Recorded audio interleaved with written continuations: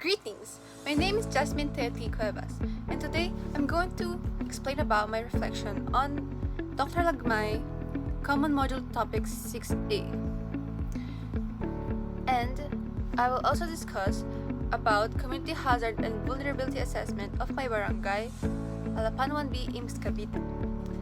And lastly, I'm going to discuss my DRRM strategy proposal. In the Nstp Module 6A presentation, Dr. Alfredo Mahar Lagmay explained that disasters are not just natural events, but the results of hazards, meeting human exposure and vulnerabilities. He clarified the key concepts. Hazard, a potentially damaging event like a typhoon, earthquake, or volcanic eruption. Exposure, the people, property, or systems located in areas that may be affected by hazards. Vulnerability, the degree to which those exposed are susceptible to harm, which may be physical, social, economic, or environmental.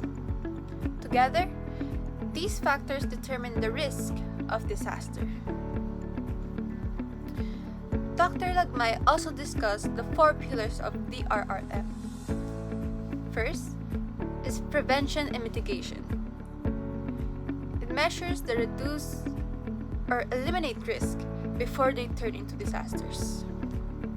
Preparedness, readiness activities like drills, education, and early warning systems.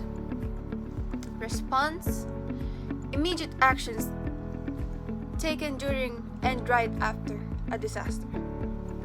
Rehabilitation and recovery, long-term efforts to restore and improve communities after an event.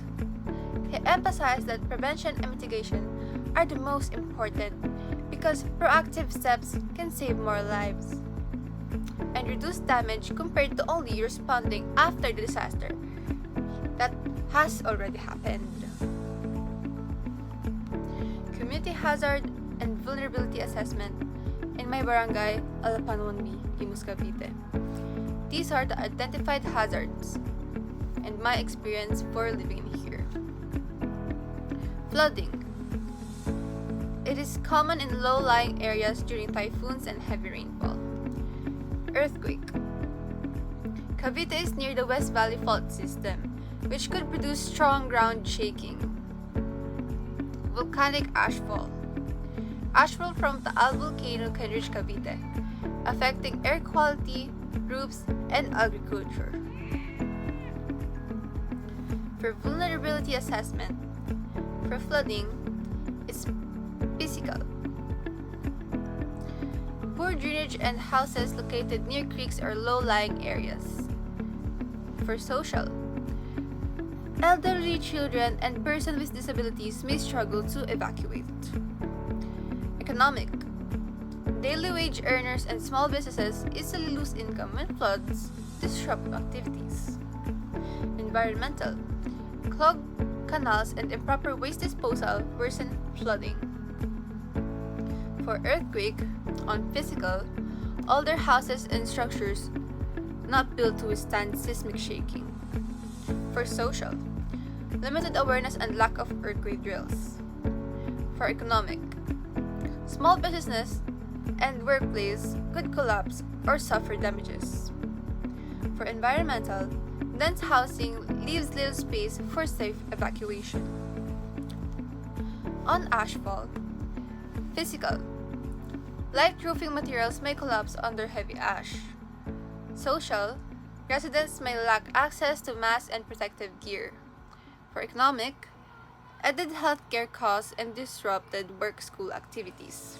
Environmental, ash can contaminate water resources and damage farmland. Now for my DRRM strategy proposal. Strategy 1. Prevention and mitigation. Just like Dr. Lagmay said, that it is the most important. Community drainage and waste management program. What will I do? Regular barangay-led cleanup drives, installation of trash, traps in waterways, and strict implementation of waste segregation. Coordinate with the LGU to improve drainage systems. Why? Prevents clogged canals and reduces flood severity, directly addressing physical and environmental vulnerabilities. This aligns with the prevention and mitigation pillar, just like what Dr. Lagmay said. Strategy 2. Preparedness. Barangay Early Warning and Evacuation Plan. What? Assign barangay tanods or volunteers to use megaphones and patrol the community to announce warning during floods, earthquakes, and ashfall.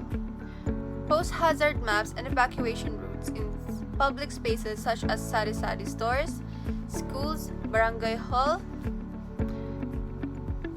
and identify and safe mark evacuation center. For example, is Alapan Elementary School or the barangay covered court. Conduct quarterly drills for common hazards to keep residents aware and prepared. Why?